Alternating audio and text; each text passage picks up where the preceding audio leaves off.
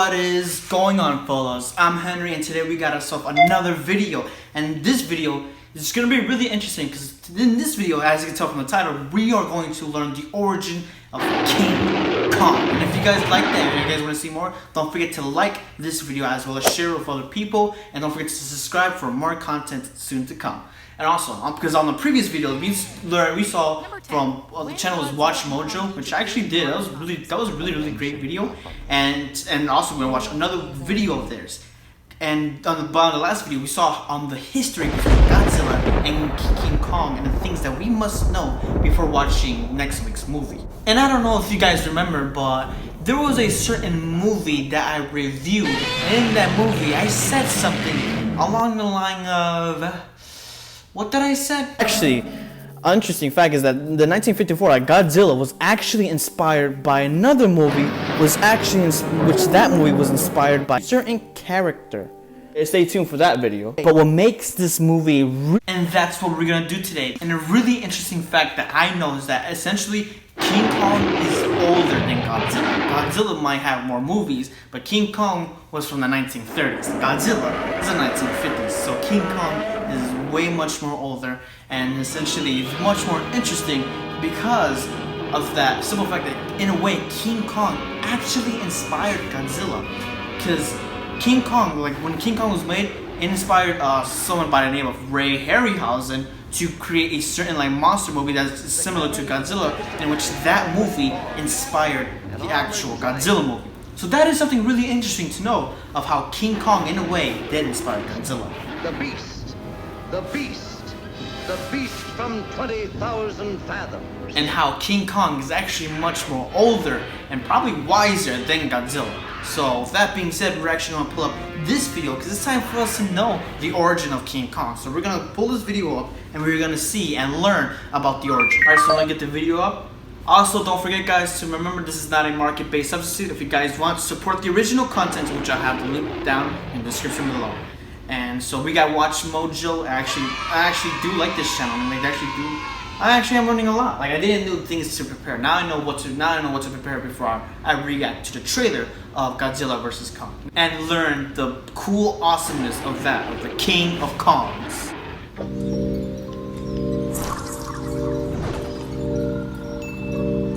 Behold, the eighth wonder of the world. Peter Jackson. Welcome to WatchMojo.com. Peter Jackson is the and eighth today we'll be taking a wonder look of the at the world. origins of King Kong. King Kong.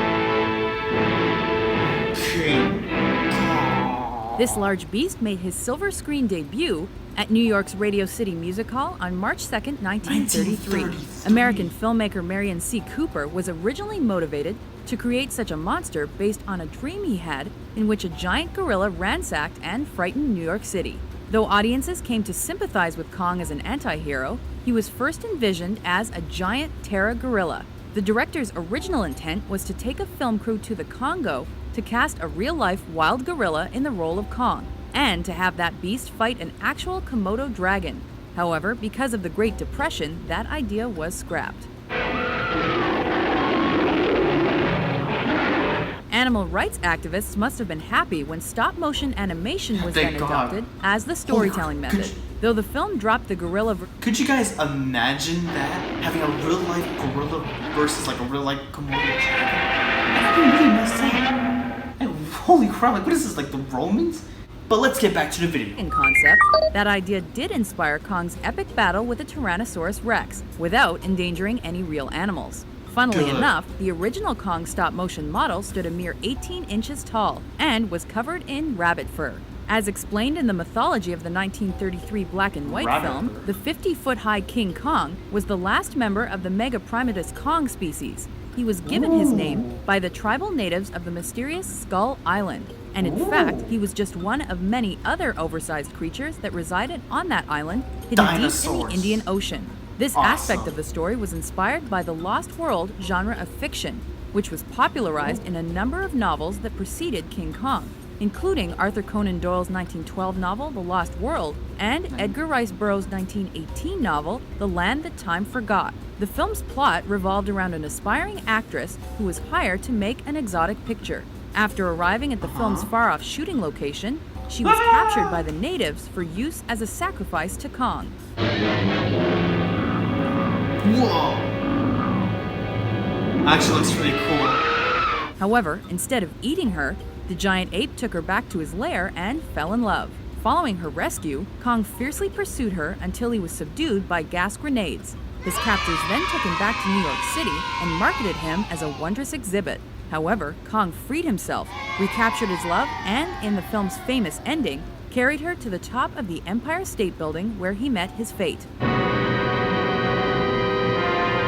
You can definitely tell it's a toy. King Kong proved to be an incredible spectacle for its time, and because of Whoa. this, it was blessed and cursed with several follow-ups. These included the immediate and less than memorable sequel, The Son of Kong.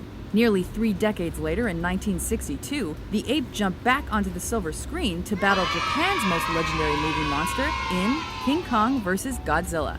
By 1967, the Japanese made their own Kong film entitled King Kong Escapes. In that feature, Kong faced off against several fictional monsters and a mechanical version of himself.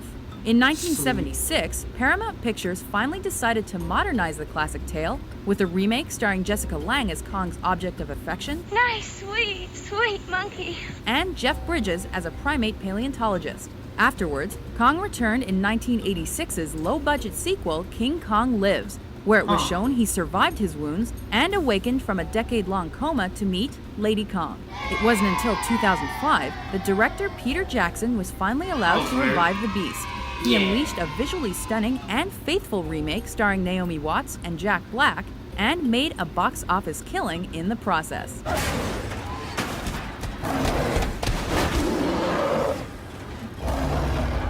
Movies aside, Kong has never spent much time away from the public consciousness. He's popped up in countless other forms of media, including comics, television, and video games. He even served as the centerpiece of one of the most popular theme park rides ever created. Beauty may have killed the beast, but King Kong remains alive and well, and continues to entertain us with his unique tale of tragic love. Several decades after he first grabbed himself a busty blonde. Sweet! King Kong, 10 times as big as a man. King Kong, 10 times as big as a man. So that was the video. So this video, we actually did learn the origins of King Kong and how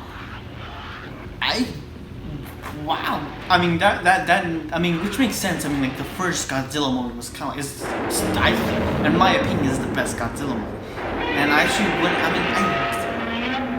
really do like the Peter Jackson. Like I don't know. I would have to watch the original King Kong and compare it to Peter Jackson version. But I mean, as of right now, the only King Kong movie I seen was the Peter Jackson, and that one I really did like. And speaking of which, I actually didn't know the origins of King Kong. Could you guys imagine of like literally the first origin is the director having a nightmare about like gorilla destroying a city? that'd be like oh wow, you wake up and you're like, oh, I must make a dream about this now. It's time for me to put this on a big screen. So I'm actually going to leave a like on this video as well. This video was actually really amazing and actually did taught us a lot in regards to King Kong itself. So I'll leave a like. So like as I previously mentioned, it is true, King Kong is really old. I mean, he's really interesting in the way he was like essentially created. And I never knew he's the last of his kind. And that's something that you get to see, and that's why I really do love that scene where in Peter Jackson's version where you see kind of like the other dead King Kong, other dead Kongs, and you just feel like he is the last of his kind. So I thought that was something really, really cool and really something interesting to know. That was a really, really interesting video of how King Kong and his origin and how he came to be, and actually it's a really, really interesting story, and pretty awesome. So, but we're going to know more about King Kong in this up and coming week, because this week we're getting ready for that big, awesome showdown between Godzilla and Kong. Even though I think the movie, after seeing the first Godzilla movie, I think this one is gonna be. I wish it was kind of like that one, but I'm gonna have to watch it, and I'll let you know if it's good. But as of right now, we're gonna be ready for King Kong and learn more about him. And that's pretty much it for this video, guys. I'll see you on the next one, because we're out of here.